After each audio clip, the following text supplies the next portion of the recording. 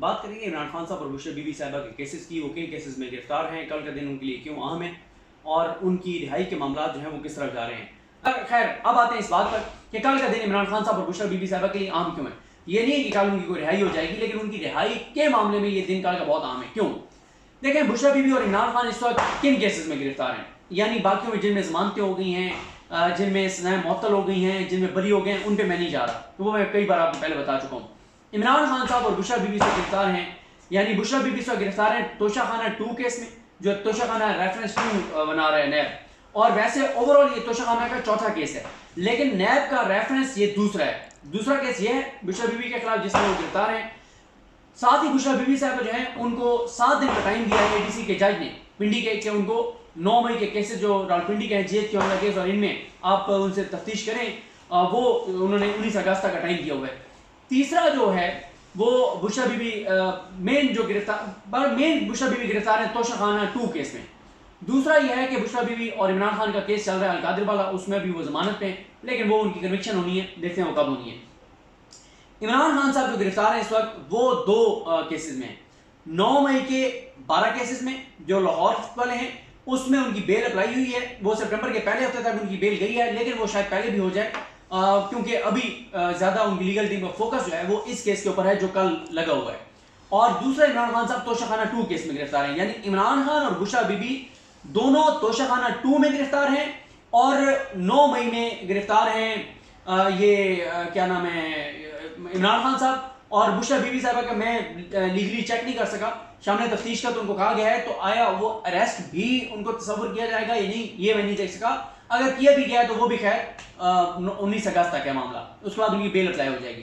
अब आ जाए इस बात पर कि कल के ये केसेस क्यों अहम है। देखिए, मामला ये हुआ कि इमरान खान साहब को एक आपको सिर्फ हवाला दे रहा हूँ, उसकी लंबी तफसीली बताऊंगा क्योंकि कई बार मैं बता चुका हूँ और आप सुन चुके होंगे कि जब इमरान खान साहब और बुशरा बीबी को नैब के नोटिस मिले अप्रैल के अंदर एक और तोशाखाना केस बनाने के लिए, क्या आप इसका जवाब दें, तो बुशरा बीबी और इमरान खान ने वो नोटिस चैलेंज कर दिए 2 मई को इस्लामाबाद हाई कोर्ट में। इमरान खान और बुशरा बीबी ने कहा कि जनाब, पहली बात तो यह है कि ये एक और तोशाखाना केस हमारे खिलाफ बन नहीं सकता, इसलिए नहीं बन सकता कि ये पहले में प्रोसिक्यूट कर चुके हैं, इस इल्जाम में एक बार हमारे पर केस बना चुके हैं, तो एक ही इल्जाम में दूसरा केस नहीं बन सकता। पहला पॉइंट ये था। दूसरा, उनका बुशरा बीबी और इमरान खान का पॉइंट यह था कि जब तक अदालत ये डिसाइड नहीं करती कि ये नोटिस आईनी कानूनी हैं या नहीं है, तब तक इन नोटिस को सस्पेंड कर दें ताकि हमें अरेस्ट ना किया जा सके। 2 मई को ये मामला आया इस्लामाबाद हाई कोर्ट में, 8 मई को समाअत होती है, आमिर फारूक साहब और तारिक महमूद जहांगीरी साहब समाअत करते हैं, और 8 मई को नोटिस करते हैं 15 मई के लिए। समाअत होना थी 15 मई को, 15 मई को केस नहीं लगता, उसके बाद 4 बार ये केस मुकर्रर होता है, नहीं लगता, और फिर बिलाखिर इमरान खान और बुशरा बीबी के वकला उस्मान रियाज गिल साहब वगैरह अगली हरी की एक दरखास्त देते हैं। वो दरखास्त समाअत के लिए मुकर्रर होती है, आमिर फारूक साहब वो दरखास्त सुनते हैं, उसमें वो कहते हैं हाँ ये आप ठीक कह रहे हैं, ये केस बड़ा अर्जेंट है, ठीक है, अर्जेंट लगा रहे हैं, ओके जी लगा दीजिए अर्जेंट, ठीक है जी, क्योंकि छुट्टियों में ना ये होता है कि आप अर्जेंट सिर्फ केसेस लगा सकते हैं। उन्होंने कहा जी बिल्कुल ये दुरुस्त कह रहे हैं, ये अर्जेंट मैटर है, लगा दें। नहीं लगता, फिर 4 जुलाई को ये फैसला करते हैं, फिर भी नहीं लगता। 13 जुलाई को इमरान खान और बुशरा बीबी इद्दत केस में बरी होते हैं, तो इसी केस में जो 2 मई से इस्लामाबाद हाई कोर्ट में पेंडिंग था, जिसपे 8 मई को समाअत हुई थी और आमिर फारूक साहब ने 15 मई के लिए नोटिस किए थे और 4 बार केस लगा के और फिर कैंसिल किया, उसी केस में इमरान खान और बुशरा बीबी अरेस्ट हो जाते हैं। अच्छा ठीक है, अच्छा उसी दिन अच्छा उसके बाद क्या होता है कि इमरान खान और बुशरा बीबी दोबारा मामला इस्लामाबाद हाई कोर्ट ले जाते हैं। इस्लामाबाद हाई कोर्ट में वो जाके कहते हैं कि जनाब हमारी गिरफ्तारी इसमें नहीं डाली जा सकती थी। क्यों नहीं डाली जा सकती थी? इसलिए नहीं डाली जा सकती थी कि मामला ऑलरेडी पेंडिंग था इस्लामाबाद हाई कोर्ट में, नोटिस हुए हुए थे, ये इस्लामाबाद हाई कोर्ट के सामने मामला था, इसलिए एक वजह यह है। दूसरी वजह यह है कि हमने इंसाफ अदालत के जज मोहम्मद अली वड़ाइश के पास दरखास्त जमानत कबल अज़ गिरफ्तारी की दायर की और उसने नोटिस भी कर दिए, और 13 जुलाई को नोटिस होने के बाद हमारी गिरफ्तारी डाली गई। ये भी नहीं हो सकता था क्योंकि हम तो ऑलरेडी अदालत से रुजू कर चुके थे और उस वक्त गिरफ्तारी नहीं डाली गई थी जब हम रुजू कर चुके थे। और उन्होंने कहा कि बिल्कुल उसी तरह से जैसे 9 मई को इमरान खान साहब की गिरफ्तारी आमिर फारूक साहब ने कानूनी करार दे दी, दुरुस्त करार दे दी, लेकिन सुप्रीम कोर्ट ने घड़ी जो है वो रिवर्स कर दी। सॉरी, आपको ये आवाज़ें भी चाह रही होंगी, आपको पता है 14 अगस्त है तो सेलिब्रेट कर रहे हैं, हर एक अपना स्टाइल है, तो पटाखे और ये चीज़ें चल रही हैं। खैर, तो यहां पे भी कहा गया कि क्योंकि हम 2 अदालतों से रुजू कर चुके थे, दोनों में मामला पेंडिंग था, सेम इशू का अरेस्ट नहीं डाला जा सकता था। इस्लामाबाद हाई कोर्ट में मामला आया, समाअत आमिर फारूक साहब और रजिस्ट्रार ऑफिस इमरान खान और पीटीआई का कौन सा ऐसा केस है जिसमें एतराज ना लगाएं। और मैं आपको ये भी बता दूं, मैं उसकी तफसीलात अब नहीं बता सका था। गुज़िश्ता जो समाअत थी बुशरा बीबी साहिबा के हवाले से मियां गुल हसन औरंगजेब साहब के पास, जिसमें रजिस्ट्रार ऑफिस ने एक एतराज लगाया हुआ था, तो मियां गुल हसन औरंगजेब साहब ने कहा कि ये बदनीयती पे मबनी एतराज है, ये क्या कर रहा है ऑफिस, और बहुत सख्त ऑब्जर्वेशन दी। एक और केस में उन्होंने बुलाया ऑफिस को कि ये आपने इंटरटेन कैसे किया ये पिटीशन। उन्होंने कहा जो इंटरटेन करने वाली नहीं होती, जहां पे एतराज लगाना होता है वहां नहीं लगाते, जहां पे एतराज लगाना नहीं लगाना वहां लगा देते हैं, क्योंकि वो जिस पे एतराज लगना चाहिए था वो किसी शहरी की दरखास्त थी, शायद ये इस्लामाबाद के बलदियाती इंतखाबात से रिलेटेड को मामला था, और उसमें ग्राउंड्स नहीं लिखी थी उसने पिटीशन में, और उसमें लिखा जिसने ग्राउंड्स नहीं लिखी आप उसको इंटरटेन कैसे कर सकते हैं। और इसी तरह से अरबाब मोहम्मद ताहिर साहब ने भी केस में रजिस्ट्रार ऑफिस वालों को तलब किया और बड़ी सरजनिश की उनकी। खैर, अब यहाँ पे ये हुआ कि आमिर फारूक साहब और रजिस्ट्रार ऑफिस आमिर फारूक साहब की इशारे के बगैर, उनके बगैर एतराज लगा नहीं सकता। एतराज़ात के साथ केस फिक्स हुआ, नोटिस नहीं हुए, एतराज़ात दूर हुए और कहा गया कि केस अगली समात पे सोमवार को समात हुई थी, और कहा गया कि जुमेरात को लगा दें। जुमेरात को इंतजार खान पंजोता और खालिद यूसुफ चौधरी ने जाकर कहा कि इमरान खान ने आपके खिलाफ रेफरेंस दायर कर दिया है, आप इस केस में नहीं बैठ सकते। इमरान खान ने आप पर एतराज किया, आप अदम एतमाद किया है, आप ये केस मत सुने, ये केस किसी और जज के पास ट्रांसफर करें। आमिर फारूक साहब बिगड़ गए, मैं ही सुनूंगा और अगले हफ्ते लगा रहा हूं। अगले हफ्ते क्या हुआ कि अगले हफ्ते उन्होंने कहा कि जी मैं सोमवार को लगा दूंगा, सोमवार को ना लगाया, मंगल को कॉल लिस्ट में आया, शिवली फराज साहब सारे पहुंच गए, वहां पहुंच के पता चला कि रात के पिछले पैर फिर वो कॉल लिस्ट से उड़ा दिया गया। फिर खैर बिल आखिर आमिर फारूक साहब ने बुध को वो केस लगा दिया मियां गुल हसन औरंगजेब साहब और अरबाब मोहम्मद ताहिर साहब के पास जुमेरात के लिए। जुमेरात को समाअत हुई तो उस दिन सलमान सफदर साहब नहीं आए थे, मामला अगली जुमेरात तक गया। अगली जुमेरात पे पेश हुए सलमान सफदर साहब, शोएब शाहीन साहब, खालिद यूसुफ चौधरी साहब, ये सारे पेश हुए। इंतजार पंजोता भी सारे और शिबली फराज भी मौजूद थे अगली समाअत पे। और उस पे मैं 2 नाम मिस कर गया था, उमैर न्याजी साहब भी थे और एक भी को नाम, हाँ, शानदाना गुलजार का तो मैं बता चुका था। ये जो लास्ट वीक जुमेरात को समाअत थी, उसमें सलमान सफदर साहब ने अदालत को बताया कि सर आपके सामने हमारी पिटीशन लगी है, जिस पिटीशन में हमने गिरफ्तारी के बाद ये मामला लेकर आए हैं, जिसमें हमने कहा है कि गिरफ्तारी नहीं हो सकती थी क्योंकि मामला ऑलरेडी इस्लामाबाद कोर्ट में पेंडिंग था।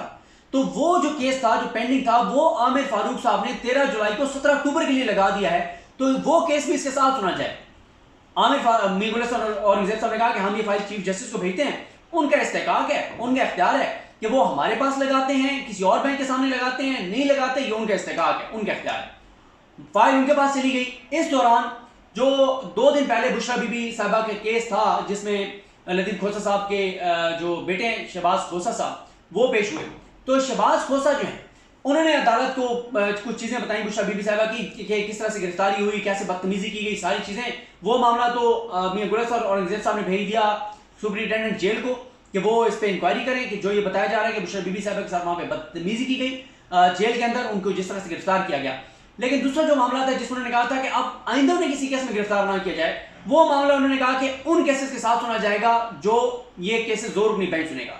अब ये है कि उसमें अब वो केस कल के लिए लगा हुआ है, बेंच है। पहले मियां गुल हसन औरंगजेब साहब के साथ अरबाब मोहम्मद ताहिर साहब थे, अब मियां गुल हसन औरंगजेब साहब और बाबर सत्तार साहब हैं। अब ये कल का दिन क्यों बहुत इंपॉर्टेंट है, एक तो जो 17 अक्टूबर के लिए केस आमिर फारूक साहब ने लगाया था वो केस भी इसके साथ लग गया है। अब अदालत के सामने कल 3 बड़े अहम पॉइंट हैं। पहला पॉइंट अदालत के सामने ये है कि ये नोटिस ही गैर कानूनी है, ये केस बन ही नहीं सकता जब एक बार उनका तोशाखाना में ट्रायल हो चुका है। और लास्ट हेयरिंग के ऊपर मियां गुल हसन और औरंगजेब साहब ने बड़ी उनका मुकालमा हुआ था। राफे साहब हैं, नैब में होते हैं, नैब के प्रोसिक्यूटर हैं, और वैसे मैं बड़ा एंजॉय करता हूं उनके दलाइल को। राफे साहब के बड़े यंग हैं, प्रोसिक्यूटर हैं, और जिन लाखों रुपए नैब जिनको दे के लाता है ना, ये करोड़ों रुपए दे के लाता है जिन वकीलों को, उनसे अच्छा केस लड़ लेते हैं, और दलाइल भी सही उनके छक्के चौकों वाले होते हैं, और बड़े मतलब टू द पॉइंट होते हैं, एग्रेसिव होते हैं, जवान हैं, नौजवान हैं, जरा एग्रेसिव भी हो जाते हैं थोड़े से। तो लेकिन ये है कि बड़े जबरदस्त दलाइल देते हैं और पूरी फाइल पढ़ के आते हैं, पूरी तैयारी होती है। उनके साथ जो वकील पेश हो रहे होते हैं प्राइवेट, जिनको लाखों रुपए दिए गए होते हैं या करोड़ों रुपए दिए गए होते हैं, उनकी उतनी तैयारी नहीं होती जितनी तैयारी उस यंग राफे की होती है। बाकी जाहिर है उनका एक काम है नैब के, उन्होंने अपनी पोजीशन के ऊपर वो दलाइल देने, वो एक वकील हैं, वो उसके मुताबिक करते हैं। अब राफे साहब से पूछा मियां गुल हसन और औरंगजेब साहब ने कि ये बताएं कि ये 13 जुलाई को मैजिक डेट है कि जिस दिन बुशरा बीबी और इमरान खान बरी हो रहे हैं उसी दिन आप इस केस में गिरफ्तारी डाल दें। क्या ये महज हुस्न इत्तफाक है? क्या मैं लिख दूं कि ये महज इत्तफाक है कि आपने उसी दिन ही उनकी गिरफ्तारी वारंट निकाल दिए? और दूसरा ये बताएं कि 108 अगर गिफ्ट हैं तो शाखाना से उन्होंने लिए हैं, तो आप 108 के ऊपर अलग अलग गिरफ्तारियां डालेंगे, अलग अलग केसेस बनाएंगे, आप अलग अलग केसेस बनाएंगे, आप 108 केसेस बनाएंगे, ये बात उनकी की। खैर राफिज साहब ने अपना पॉइंट ऑफ व्यू रखा और वो पहली दरखास्त पे भी राफिज साहब ने, तारड़ साहब ने और अब्दुर्रहमान साहब ने जो स्टेट काउंसिल हैं उनके साथ दो, उन्होंने वो काबिल समाअत होने पर एतराज़ उठाया था। वो जो बुशरा बीबी का था कि सुप्रीटेंडेंट जेल के अमले ने और वहाँ पे पुलिस ने बदतमीजी की और गिरफ्तारी की, बहुत सारी चीज़ें।